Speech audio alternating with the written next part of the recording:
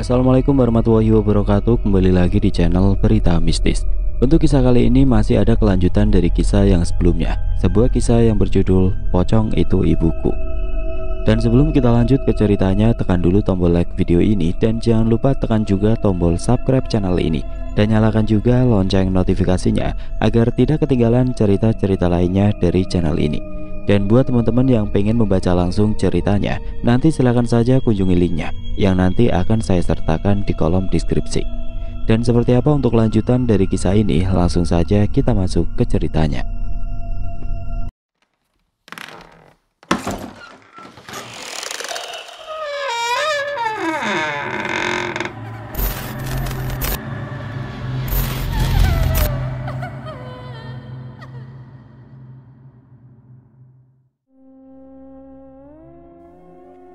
Semalaman Ilham benar-benar tidak dapat tidur sama sekali. Dokter muda itu terus memikirkan keberadaan perempuan yang baru saja ia nikahi tadi pagi. Dan seharusnya malam ini adalah malam pertama bagi kedua insan yang saling mencintai itu. Sayang, dimana seharusnya mereka bisa saling mengenal satu sama lainnya lebih dalam lagi. Namun ternyata Ilham dihadapkan dengan kenyataan yang sangat pahit. Istrinya menghilang sesaat setelah ijab kabul itu terucap. Ya Allah, di mana kamu saat ini, Tari? Semoga Allah selalu melindungi dimanapun kamu berada. Aku sangat yakin jika kamu baik-baik saja. Kamu adalah perempuan yang hebat. Pagi-pagi sekali, aku akan pergi ke desa Citiis untuk menyelamatkan kamu.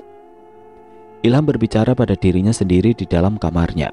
Matanya terus menatap ke langit-langit kamarnya, mengkhawatirkan perempuan yang kini telah sah menjadi istrinya itu. Sebenarnya siang tadi Ilham ingin sekali pergi ke desa Citiis untuk menyelamatkan Tari, karena ia sangat yakin jika Tari pasti dibawa kembali ke kampung pocong oleh ibunya. Namun Pak Kiai tidak mengizinkan Ilham untuk pergi saat itu juga.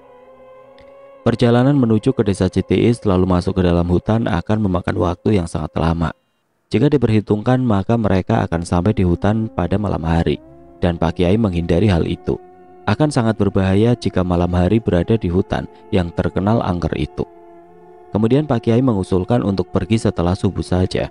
Tantenya pun menyetujui dengan saran yang diberikan oleh Pak Kiai. Akhirnya mau tidak mau Ilham menuruti perintah dari guru spiritualnya itu. Ilham, jam berapa kamu dan Pak Kiai akan pergi? Tanya Nina. Semalaman Nina dan Ilham tidak dapat memejamkan matanya karena terus memikirkan keberadaan Tari. Pagi ini aku dengan Pak Kiai akan pergi ke desa Citiis untuk mencari Tari, jawab Ilham. Desa Citiis? Kamu akan kembali ke desa itu? Tanya Nina dengan raut wajah yang bingung. Bagaimana tidak, wanita berjilbab itu sangat tahu bagaimana dulu nyawa ponakannya hampir melayang di desa tersebut, dan kini ponakannya itu akan kembali ke desa tersebut. Ilham menganggukkan kepalanya. Iya tante, karena hanya itu jalan satu-satunya untuk masuk ke kampung pocong. Tidak ada jalan lain. Setelah sampai di desa Citiis, lalu aku dan Pak Kiai akan masuk ke dalam hutan. Baru kita bisa sampai di kampung pocong, tutur Ilham menjelang. Ke kampung pocong? Nina sangat terkejut. Ia membulatkan matanya karena kemarin baik Ilham ataupun Pak Kiai tidak menyebutkan nama kampung pocong itu.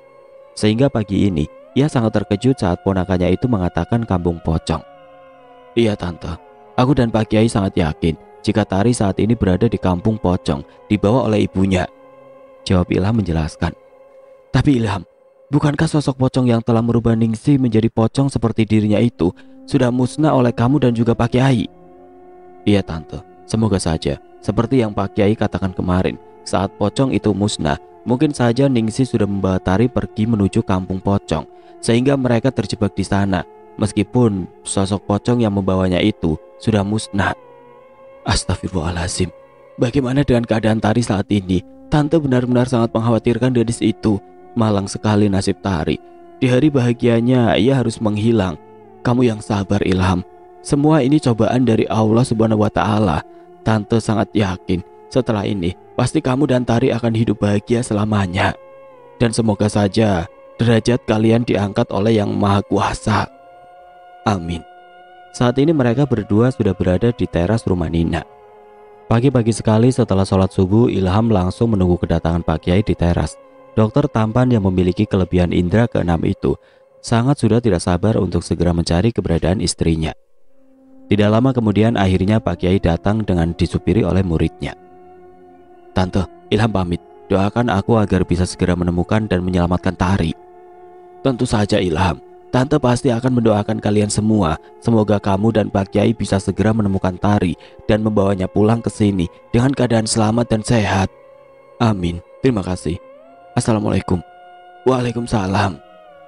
Wanita yang tidak pernah lepas dari jilbabnya kecuali di dalam kamarnya itu melepas kepergian keponakannya dengan hati yang sangat berat. Tidak terasa air matanya menetes sedikit demi sedikit membasahi pipinya. Nina sangat takut terjadi sesuatu kepada ponakannya dan juga istrinya. Namun kembali lagi ia pasrahkan semuanya kepada sang pemilik hidup. Apalagi saat ini ada Pak Kiai bersama dengan keponakannya. Yang bisa ia lakukan saat ini hanya berdoa kepada Allah untuk melindungi ponakannya dan juga orang-orang yang akan menyelamatkan Tari. Selama di dalam perjalanan, baik Pak Kiai ataupun Ilham sama-sama berdiam diri, sibuk dengan pikirannya masing-masing dan merencanakan strategi untuk bisa masuk ke Kampung Pocong dan menyelamatkan Tari.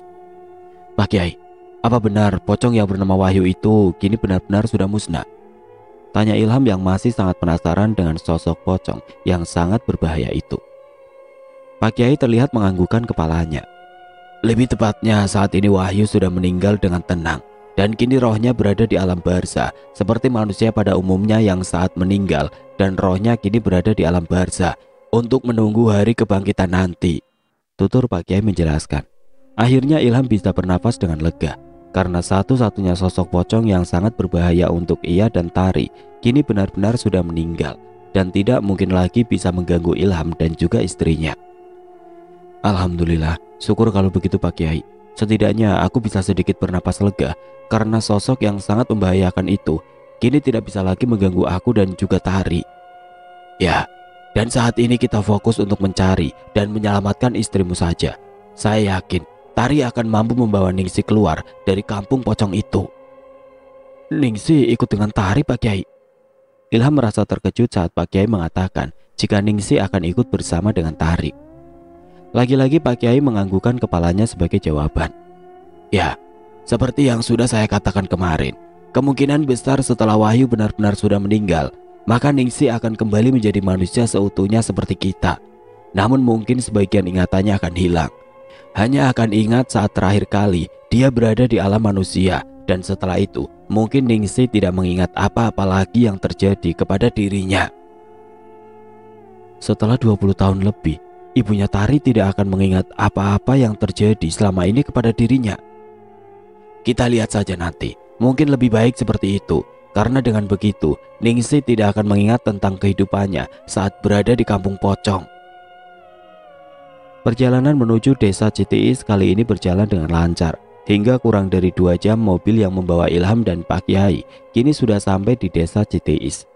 Kaca jendela mobil tersebut sengaja diturunkan agar orang-orang yang ada di dalam mobil tersebut bisa merasakan sejuknya udara pagi di desa Citiis yang masih sangat asri dan sejuk itu. Angin dingin berhembus pelan, namun membuat orang-orang yang biasa hidup di tengah keramaian itu sangat menikmati sejuknya udara pagi di desa Citiis. Udara yang sejuk dan bersih ini hampir tidak pernah mereka dapatkan di kota tempat tinggalnya. Ilham menoleh ke sebelah kiri saat mobil yang dinaikinya itu melewati perempatan. Dan di sebelah kiri itu tadinya ada warung makan milik Bu Nur yang selalu ramai jika pagi-pagi seperti ini. Warung makan yang tidak pernah sepi dari pembeli. Orang-orang rela mengantri panjang agar bisa menikmati nasi uduk buatan tangan Bu Nur yang memang terkenal sangat nikmat itu. Pemandangan yang memang sudah rutin setiap harinya seperti itu.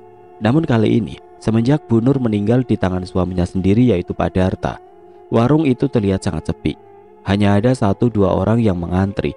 Warung makan itu diteruskan oleh putri kedua dari pasangan Pak Darta dan Bu Nur. Namun tetap saja buatan putrinya itu tidak sebanding dengan buatan ibunya yang kini sudah meninggal dunia.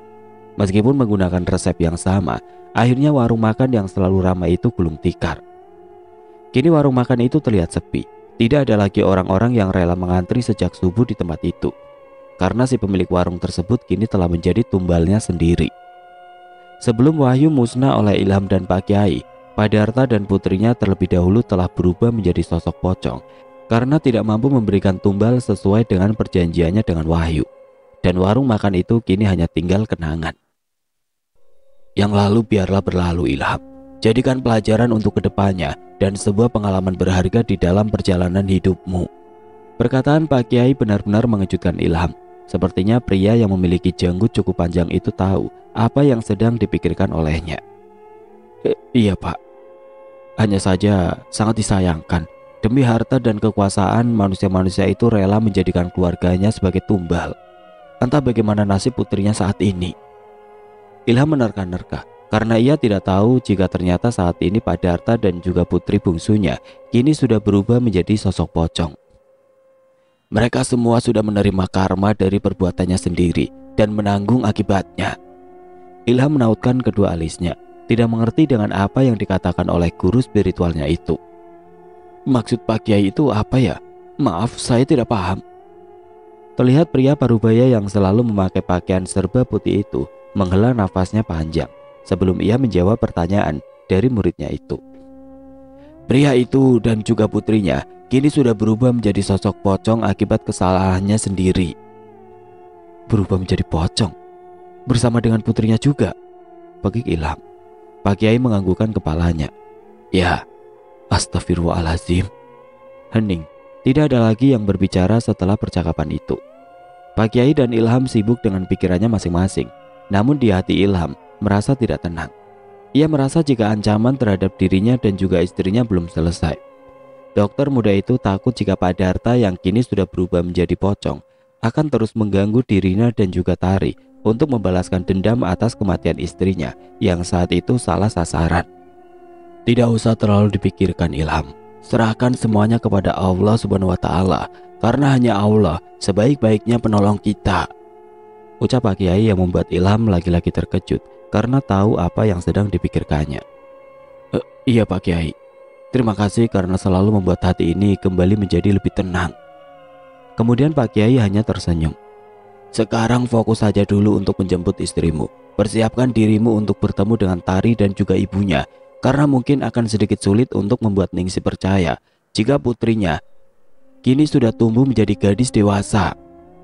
Iya Pak Kiai. Tapi kamu tenang saja. Saya pasti akan membantu untuk membuat Ningsi menerima kenyataan yang ada. Terima kasih Pak Kiai. Tidak terasa mobil yang dikendarai oleh murid Pak Kiai itu sebentar lagi akan sampai di hutan angker.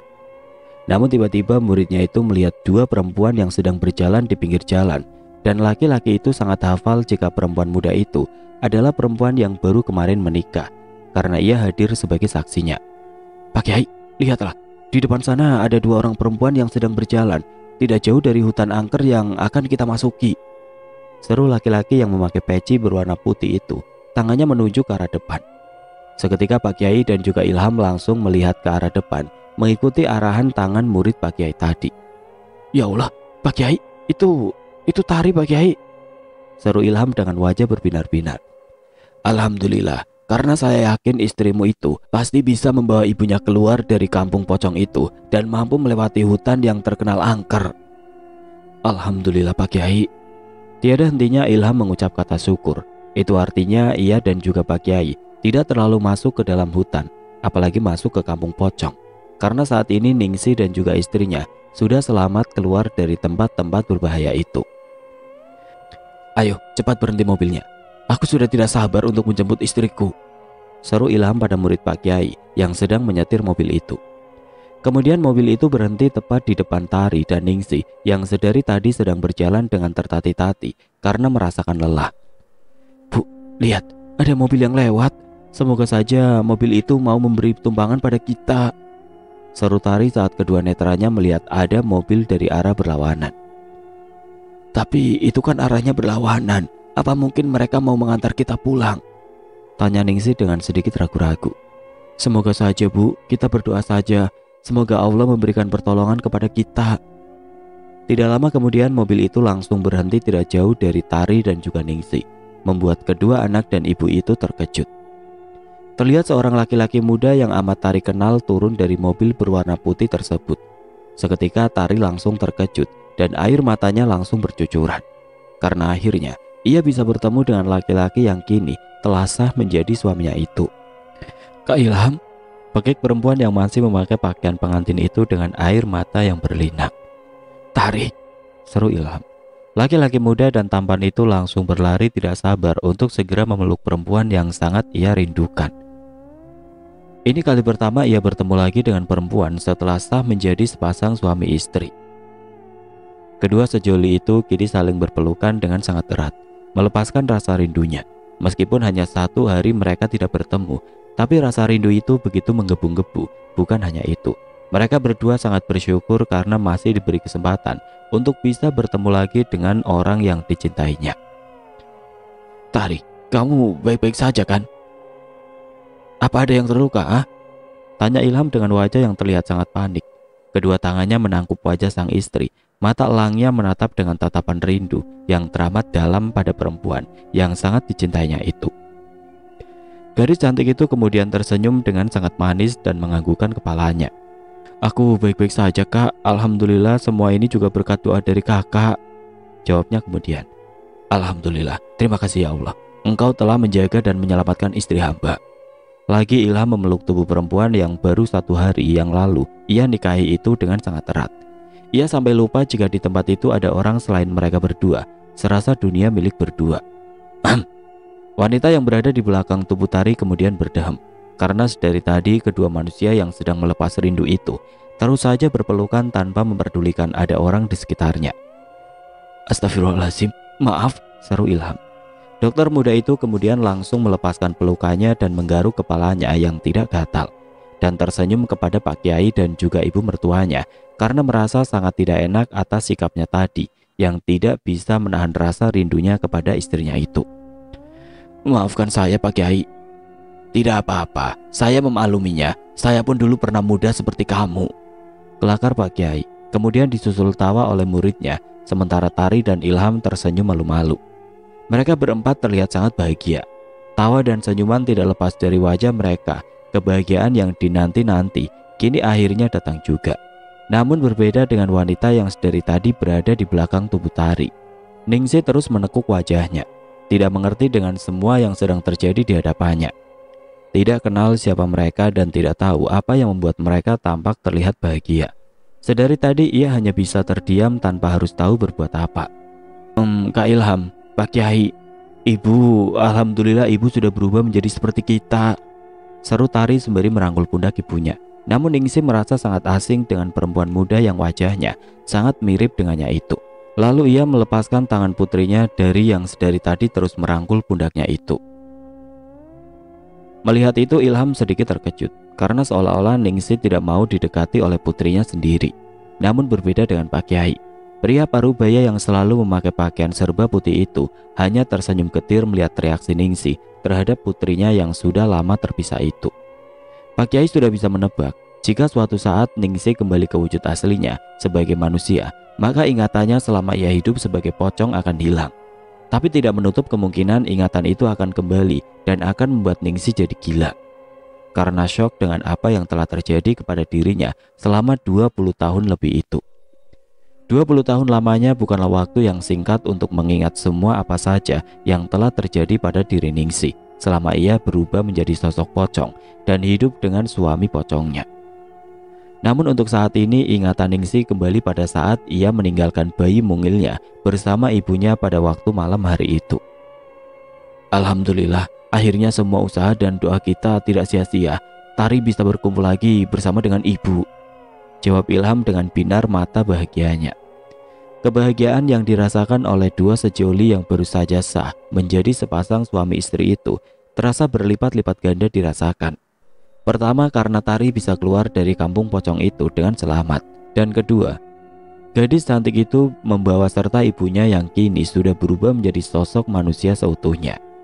Hari mulai beranjak siang. Namun anehnya di desa Citiis yang masih sangat terpencil itu tidak juga nampak matahari menyinari desa tersebut. Justru kabut semakin tebal. Angin berhembus semakin kencang hingga menusuk ke tulang. Mereka semua merasakan hawa yang teramat dingin. Melihat cuaca yang terlihat buruk, Pak Kiai segera menyuruh Ilham dan yang lainnya untuk segera masuk ke dalam mobil karena takut sesuatu yang mengerikan terjadi pada mereka semua. "Nanti saja kita lanjutkan obrolan ini saat kita sudah sampai di kota. Sebaiknya kita segera masuk ke dalam mobil," Sepertinya cuaca di desa ini sangat buruk. Kita harus cepat-cepat segera meninggalkan desa ini, titah Pak Kiai. Tanpa menunggu lama lagi, mereka berempat langsung masuk ke dalam mobil. Pak Kiai duduk di depan bersama muridnya yang menjadi sopir. Sementara itu Ilham segera masuk ke dalam mobil. Saat Tari akan masuk, tangannya kemudian ditarik oleh Ningsih. "Tari," seru Ningsih dengan wajah yang terlihat tidak suka pada laki-laki yang tadi berpelukan dengan Tari. Tari mengurungkan niatnya untuk segera masuk ke dalam mobil. Kemudian wajahnya menoleh, menatap Ningsih dengan tatapan bingung. "Ada apa, Bu? Sebaiknya Ibu segera masuk ke dalam mobil. Kata Pak Kiai tadi, cuaca di desa ini sangat buruk dan kita harus segera meninggalkan desa ini secepatnya," tutur Tari menjelaskan. Berharap ibunya kali ini mau percaya kepadanya dan ikut bersama dengan mobil milik Pak Kiai. "Tapi Tari, saya tidak suka sama laki-laki yang tadi meluk kamu," ungkapnya terus terang. Matanya menatap sinis pada Ilham yang sedari tadi memperhatikannya juga Tari. Tari menoleh menatap wajah Kak Ilham, kemudian kembali menatap wajah ibunya. "Dia Kak Ilham, Bu, suami Tari. Kami baru saja menikah kemarin dan ibu juga yang telah mendandani Tari," jawab Tari dengan senyumnya yang terus mengembang di wajahnya yang cantik. Bukan Ningsih tidak percaya pada Tari. Justru selama ia melakukan perjalanan di dalam hutan tadi bersama Tari, Ningsih mulai percaya pada gadis yang memakai kebaya miliknya itu. Karena Ningsih merasa jika gadis itu memang benar-benar menjaganya dengan tulus. Tapi kali ini ia merasa tidak suka pada sosok laki-laki yang tadi mengaku sebagai suami dari gadis yang wajahnya sangat mirip dengannya itu. Melihat Ningsih yang sepertinya tidak ingin ikut dengan Tari, Ilham kembali turun dari mobil dan menghampiri kedua perempuan itu. "Tari, ada apa?" tanya Ilham. "Kak, ibu gak mau diajak naik mobil," keluh Tari kemudian. Ilham menautkan kedua alisnya. "Loh, kenapa, Bu? Cuaca di desa ini sangat buruk. Sebaiknya kita segera naik ke mobil dan meninggalkan desa ini secepat mungkin." Entah mengapa rasanya Ningsih sangat tidak menyukai laki-laki yang mengaku sebagai suaminya Tari itu. "Benar kata Kak Ilham, Bu. Kita harus cepat pergi dari desa ini," timpal Tari yang terlihat mulai panik karena ibunya itu sulit sekali untuk dibujuk. Akhirnya mau tidak mau Tari memaksa ibunya untuk segera masuk ke dalam mobil. Meskipun Ningsih sedikit berontak. "Lepaskan saya bisa jalan sendiri," protes Ningsih berusaha untuk melepaskan kedua tangannya dari Tari dan juga Ilham. Namun sepasang suami istri itu terus memegangi kedua tangan Ningsih hingga masuk ke dalam mobil. "Maafkan Tari yang harus memaksa ibu seperti ini," ucap Tari saat mereka kini setelah berada di dalam mobil. Tidak ada jawaban dari mulut Ningsih. Wanitanya itu tetap diam menutup mulutnya. Tidak berniat untuk menjawab perkataan gadis cantik yang ada di sampingnya. Wanita itu sendiri pun bingung kenapa ia tidak suka pada laki-laki yang bernama Ilham itu. Padahal ia tidak kenal sebelumnya dan ini adalah pertama kalinya ia bertemu dengan Ilham. "Kenapa aku merasa tidak asing dengan laki-laki yang bernama Ilham itu? Apakah dia orang jahat? Tapi kelihatannya Tari begitu sangat mencintai laki-laki itu. Kepalaku benar-benar sakit memikirkan siapa sebenarnya orang-orang yang ada di dalam mobil ini. Apakah mereka semua orang-orang jahat? Lalu kemana mereka akan membawaku pergi?" Pertanyaan demi pertanyaan berada di dalam benak Ningsih. Wanita itu benar-benar merasa bingung dengan siapa mereka dan apa yang sebenarnya sedang ditakutkan oleh mereka. Sama halnya seperti Ningsih, baik Tari maupun Ilham sedang sibuk dengan pikirannya masing-masing. Ingin rasanya Ilham bertanya kepada Pak Kiai tentang ibu mertuanya itu. Mengapa ibu kandung dari istrinya itu seperti tidak suka kepadanya?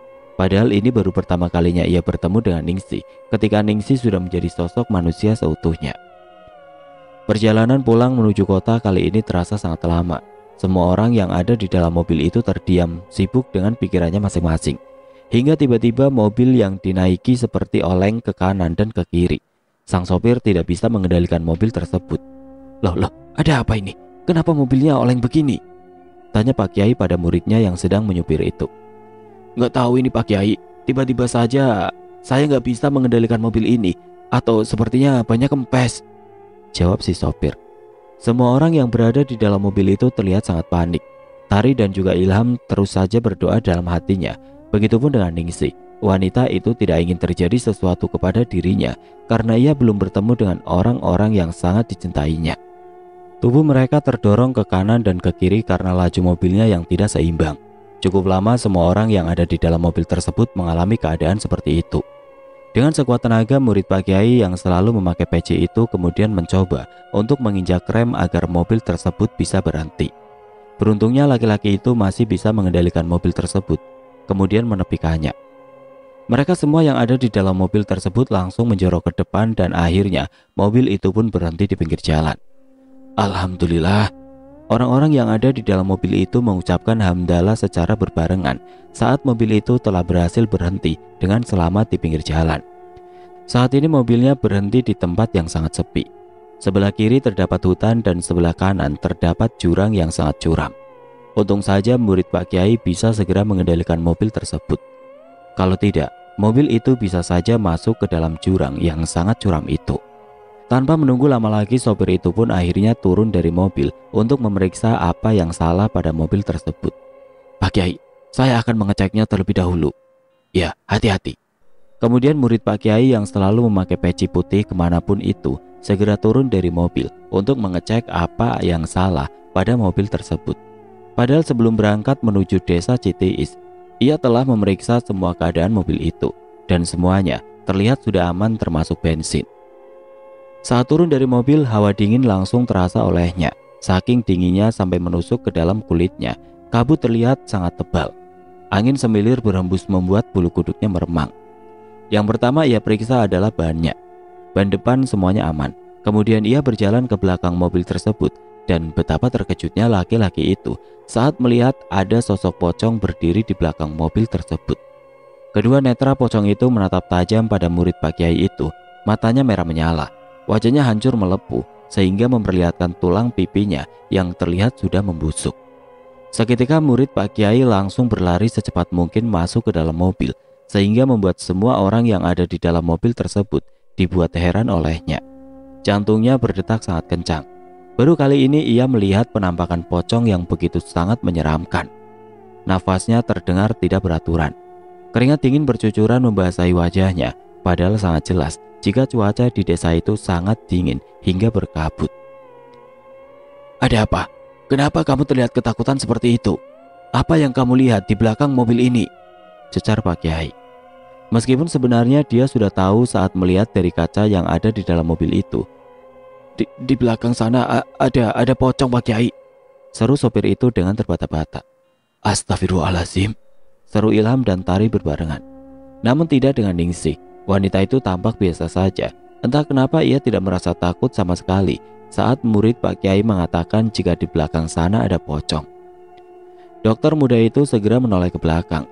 Dan benar saja apa yang dikatakan oleh temannya itu ternyata benar. Di belakang mobil tersebut ada sosok pocong dengan wajah yang sangat menyeramkan. Kedua matanya seolah sedang menatap ke arahnya. Tari tidak mau menoleh ke belakang. Ia tidak mau lagi melihat penampakan pocong. Untung saja saat ini aku dan ibu sudah bertemu dengan Kak Ilham dan Pak Kiai. Rasanya aku gak sanggup kalau harus bertemu sosok pocong lagi saat di dalam hutan angker tadi. Tari berbicara di dalam hatinya. Bagaimana ini Pak Kiai? Tanya Ilham kemudian. Bagaimana dengan bannya? Apa ada yang kempes? Pak Kiai bertanya pada muridnya yang tadi turun dari mobil untuk memeriksa keadaan mobil tersebut. Saya tadi belum sempat untuk melihatnya Pak Kiai. Waktu berjalan ke belakang mobil ini, saya langsung melihat penampakan pocong itu. Jadi saya langsung balik lagi ke sini. Jawab sopir itu masih dengan jantung yang berdetak kencang. Ayo kita turun Ilham, titah Pak Kiai pada Ilham. Ilham pun menganggukkan kepalanya dan segera turun dari mobil bersamaan dengan Pak Kiai. Hati-hati Kak, ucap Tari saat Ilham sudah membuka pintu mobil tersebut. Ilham tersenyum kepada sang istri sembari menganggukkan kepalanya. Dan saat ini Pak Kiai dan Ilham sudah berada di belakang mobil tersebut. Namun anehnya, pocong itu kini telah menghilang begitu Pak Kiai keluar dari mobilnya. Alhamdulillah pocongnya sudah pergi Pak Kiai, seru Ilham. Dan semua bannya juga dalam keadaan baik-baik saja, tidak ada yang kempes. Segera masuk ke dalam mobil dan kamu yang gantikan murid saya untuk menyetir mobil. Siap Pak Kiai. Akhirnya Ilham mengambil alih untuk menyetir mobil tersebut. Dan murid Pak Kiai yang tadi menjadi sopir duduk di kursi paling belakang. Pak Kiai membiarkan muridnya itu untuk menenangkan dirinya sendiri. Karena pria parubaya itu tidak mungkin membiarkan muridnya yang sedang ketakutan itu menyetir mobil dalam keadaan ketakutan seperti itu. Selama dalam perjalanan kali ini, semua orang yang ada di dalam mobil tersebut terus berdoa agar bisa sampai ke rumah dengan selamat. Tapi tidak dengan Ningsih. Wanita itu sibuk memikirkan semua yang sedang terjadi kepadanya saat ini. Ningsih benar-benar seperti orang yang linglung, tidak tahu dan tidak mengerti apa-apa. Tidak hanya sampai di situ, mobil yang dikendarai oleh Ilham seperti terus berputar-putar di desa itu saja. Tidak juga keluar dari desa tersebut, sampai bensin mobil tersebut habis setengahnya. Tari dan juga Ningsih tertidur dengan sangat lelap, karena memang sedari tadi sepasang ibu dan anak itu sudah merasakan kantuk yang luar biasa semenjak masih berada di dalam hutan. Sementara itu ketiga laki-laki yang ada di dalam mobil itu terus terjaga, memperhatikan jalanan sekitar, dan mereka merasa heran karena sedari tadi mobil yang mereka tumpangi itu tidak juga keluar dari desa yang aneh tersebut. Seolah terus saja berputar-putar di desa tersebut. Bagaimana ini Pak Kiai? Seperti ada yang dengan sengaja mempermainkan kita, ucap Ilham dengan suara lirih. Ia tidak mau kedua perempuan yang sedang lelap tertidur itu terbangun dan mendengarkan percakapannya dengan Pak Kiai. Dokter muda yang memiliki kelebihan indera keenam itu tidak ingin membuat istrinya itu panik dan ketakutan. Kamu benar Ilham, ada makhluk halus yang tidak rela kita membawa Ningsih pulang ke alamnya, jawab Pak Kiai membenarkan perkataan muridnya itu. Siapa dia Pak Kiai? Bukankah satu-satunya pocong yang sangat menginginkan Ningsih itu sudah tenang berada di alam barzah? Lalu siapa lagi yang menghalangi semua ini? Ilham terlihat sudah sangat lelah. Ia merasa gangguan pocong itu tidak ada henti-hentinya mengusik ketenangannya. Namun setidaknya ia bisa merasa lega karena misinya untuk mengembalikan wujud asli Ningsih kini sudah terjadi. Dan ia pun kini sudah sah menjadi suami dari perempuan yang ia cintai. Namun tetap saja raganya merasakan lelah yang sangat luar biasa. Tapi sebisa mungkin ia terus optimis dan terus berjuang demi keselamatan orang-orang yang ada di dekatnya. Bagaimanapun juga Ilham hanyalah orang biasa yang pasti bisa merasakan lelah dan juga menyerah. Penduduk kampung pocong itu tidak rela jika istri dari kepala kampung tersebut dibawa oleh kita. Memang benar, saat ini Wahyu sudah beristirahat dengan tenang di alam kubur sana, dan hanya jin korinya yang terus membayangi tubuh Ningsih. Semua penduduk kampung pocong itu seolah sedang marah karena istri dari pemimpin kampungnya dibawa oleh kita, tutur Pak Kiai menjelaskan. Astagfirullah, jadi bagaimana ini Pak Kiai? Apa yang harus kita lakukan? Kamu terus saja jalankan mobil ini dan jangan kosongkan hatimu. Berdoa terus kepada sang pemilik hidup agar kita bisa selamat dan segera keluar dari desa ini. Ilham menganggukkan kepalanya tanda mengerti apa yang dikatakan oleh guru spiritualnya itu. Yang ia harapkan adalah Tari dan Ningsih tetap terlelap dalam tidurnya dan akan terbangun saat mobilnya sudah keluar dari desa tersebut. Hari sudah mulai gelap, namun mobil yang dikendarai oleh Ilham masih saja berputar-putar di desa tersebut. Tidak ada tanda-tanda jika mobil itu akan keluar dari desa yang sangat mencekam itu. Hingga tiba-tiba mobil tersebut masuk ke dalam sebuah hutan, dan di kanan kirinya banyak ditumbuhi dengan pohon-pohon yang sangat rindang dan juga besar. Sebisa mungkin Pak Kiai dan juga muridnya yang duduk di kursi paling belakang tetap terjaga untuk menemani Ilham menyetir. Astagfirullahaladzim, Ilham, di mana kita? Kenapa sekeliling kita ini justru banyak pohon besar? Tanya Pak Kiai yang sama terkejutnya seperti Ilham. Sepertinya kita berada di tengah-tengah hutan Pak Kiai. Padahal tadi aku sangat yakin jika kita masih berada di jalan raya. Bukankah Pak Kiai pun tadi melihatnya? Pak Kiai menghela nafasnya panjang sebelum ia menjawab pertanyaan Ilham. Kemudian pria parubaya itu menutup matanya sejenak. Cukup lama ia memejamkan matanya sambil merapatkan kedua telapak tangannya yang terbuka. Di dalam hatinya ia berdoa. Kemudian Pak Kiai mengusapkan kedua telapak tangannya pada mata Ilham yang sebelumnya ia menyuruh muridnya itu untuk menutup matanya terlebih dahulu. Tutup matamu Ilham. Ilham pun menuruti perintah dari guru spiritualnya itu. Ia menutup kedua matanya setelah Pak Kiai mengusapkan kedua tangannya kepada mata Ilham. Kemudian Pak Kiai meminta Ilham untuk segera membuka kedua matanya.